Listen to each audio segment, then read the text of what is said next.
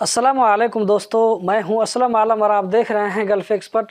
दोस्तों, कतर में 6 अक्टूबर 2021 से क्वारंटीन की पॉलिसी चेंज होने वाली है। मैं इसके ऊपर डिटेल से वीडियो बना चुका हूं। अगर आपने नहीं देखा है तो ज़रूर देख लें। वीडियो का लिंक आपको डिस्क्रिप्शन में और इस वीडियो के आखिर में मिल जाएगा। जिन लोगों ने कतर से बाहर, चाहे अपने मुल्क में हो या किसी और मुल्क में हो, कतर अप्रूव्ड वैक्सीन लगवाया है, अगर ऐसे लोग कतर जाते हैं तो जाने पर उन लोगों को एक फार्म फिल करना पड़ेगा। आज की वीडियो में आप लोगों को यही बताने वाले हैं कि वो फार्म किस तरह है, कहां से उसको आप लोड कर सकते हैं, कैसे उसको फिल कर सकते हैं आप अपने से। चाहे वो आदमी इकामा होल्डर हो या वीज़ा होल्डर हो, अगर उसने कतर से बाहर वैक्सीन लगवाया है तो उसको ये फार्म फिल करना ज़रूरी होगा। तो चलिए हम चलते हैं लैपटॉप की स्क्रीन पर और बाकी की चीज़ आप लोगों को वहीं सिखाते हैं। इस वीडियो को लाइक करने वालों को एडवांस में थैंक यू बोलना चाहता हूँ।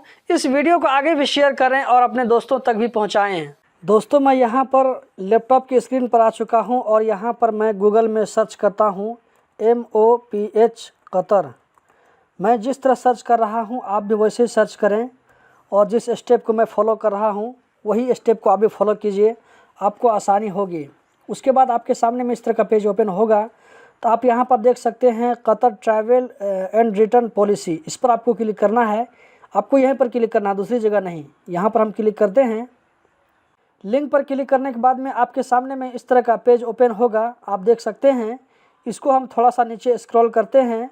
यहाँ पर आपको 9 नंबर पे एक लिंक नज़र आ रहा है, इस पर हम क्लिक करेंगे। इस पर क्लिक करने के बाद में दोस्तों आपके सामने में इस तरह का पेज ओपन होगा और ये फार्म देख सकते, ये ओपन हो चुका है। ये इंग्लिश में ओपन हुआ है।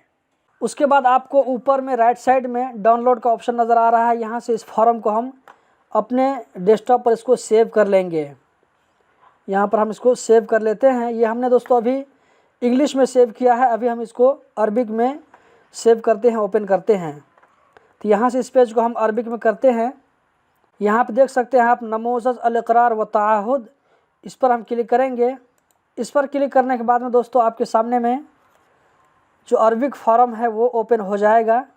इसको भी हम सेव कर लेते हैं। आपको हम दोनों लैंग्वेज में सिखाएंगे कि कहाँ पर क्या फिल करना है। इसको मैं डेस्कटॉप पे सेव कर लेता हूँ। मैं इस फार्म को यहाँ से ओपन कर लेता हूँ। इसको मैं थोड़ा सा जूम कर लेता हूँ ताकि सब कुछ बराबर नज़र आए। यही फार्म है जो आपको फिल करके अपने साथ में लेकर जाना पड़ेगा। इस फार्म में थोड़ा हम नीचे देखते हैं कि इसमें क्या क्या लिखा है। इसमें टोटल 8 टर्म कंडीशन लिखा हुआ है। मैं इसको शॉर्टकट में बता देता हूँ। पहले नंबर पर है आपने जो है PCR टेस्ट कर लिया है। इसी तरह आपने एतराज़ वेबसाइट को भी फिल कर लिया है और उसमें जो अटैचमेंट चाहिए उसको भी आपने अटैच कर दिया है। उसके बाद है कि आपने कतर से अगर बाहर वैक्सीन लगवाया है तो उसके बारे में है कि आपने कतर से बाहर 2 डोज वैक्सीन लगवा लिया है और आपको 14 दिन गुजर गया है। इसी तरह GCC कंट्रीज़ वालों के लिए है, अगर उनको अपने मुल्क में कोरोना हुआ था तो वो रिकवर होने के बाद में वैक्सीन का 1 डोज लिया है, उसके बाद उनको 14 दिन गुजर गया है। चौथे नंबर पर है कि मिनिस्ट्री ऑफ पब्लिक हेल्थ आपके सर्टिफिकेट को रिजेक्ट भी कर सकता है सिचुएशन को देखते हुए। 5वें नंबर पर है कि अगर आपके साथ में कोई बच्चा है तो बच्चे की तरफ से आपको फॉर्म भरना पड़ेगा। उसके बाद है कि आप कतर की जो क्वारंटीन पॉलिसी है इसके बारे में जानते हैं। अगर आपको होम क्वारंटीन करना पड़े तो आपको घर में रहना पड़ेगा। उसके बाद आपने जो डॉक्यूमेंट अटैच किया है या आपके साथ में जो डॉक्यूमेंट आप कैरी कर रहे हैं वो डॉक्यूमेंट बिल्कुल सही है, इसमें किसी तरह का कोई चेंजिंग नहीं है। आखिरी नंबर पर है कि कतर में कोरोना से बचाव के लिए जो भी रूल लागू हैं वो आपको फॉलो करना पड़ेगा। अगर इसमें से आप कोई भी रूल को वायलेशन करते हैं तो आपके ख़िलाफ़ में लीगल एक्शन लिया जाएगा। तो दोस्तों हम देख लेते हैं कि इसको हमको कैसे फिल करना है। तो सबसे ऊपर आप देख सकते हैं QID नंबर है। अगर आपके पास में कतर का इकामा है तो यहाँ पर अपना ID नंबर आप लिख दीजिए। अगर आपके पास में कतर का ID नंबर नहीं है तो यह इसको आप खाली छोड़ दें। यहाँ पर आप अपना नाम लिख दें। उसके बाद यहाँ पर अपना पासपोर्ट नंबर लिख दें नीचे में। नेशनलिटी यहाँ पर आप लिख दें। यहाँ पर अपना मोबाइल नंबर, अगर आपके पास में कतर का मोबाइल नंबर है तो डाल दीजिए। डेट ऑफ बर्थ, आपका जो डेट ऑफ बर्थ है, तारीख़ पैदाइश। उसके बाद आपको नीचे में फ़्लाइट डिटेल है। फ़्लाइट डिटेल में दोस्तों सबसे पहले हमको लिखना पड़ेगा कंट्री ऑफ डिपार्चर, आप किस मुल्क से कतर जा रहे हैं। तो अगर आप नेपाल, इंडिया, पाकिस्तान जहाँ से जा रहे हैं तो आपको वहाँ पर डालना पड़ेगा। तो अराइवल डेट, आप कतर कब पहुंच रहे हैं। उसके बाद अराइवल टाइम, कितने टाइम में ये आपको टिकट पर मिल जाएगा। उसके बाद है फ़्लाइट नंबर और एयरलाइंस। तो आपका अगर फ़्लाइट नंबर है तो डाल सकते हैं, ये कोई ज़रूरी नहीं है। फ़्लाइट नंबर आपके टिकट में मिल जाएगी, आप डाल सकते हैं।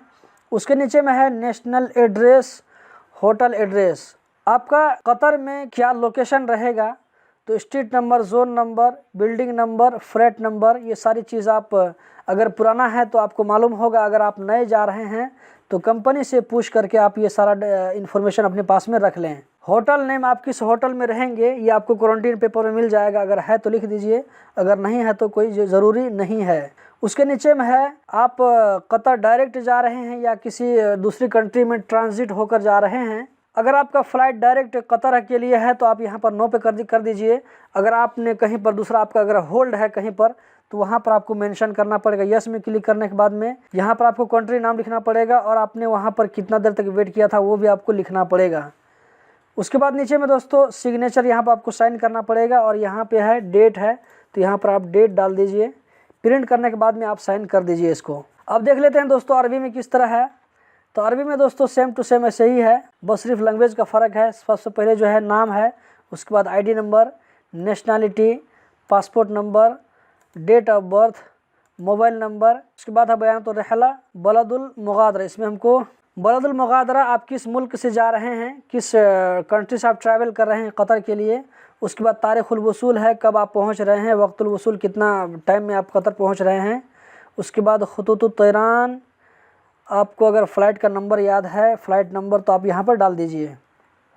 उसके बाद रक़्म-उश-शारे, रक़्मुल-मंतक़ा, स्ट्रीट नंबर, ज़ोन नंबर, रक़्मुल-इमारा, बिल्डिंग नंबर, रक़्मुश-शक़्क़ा, फ़्लैट नंबर।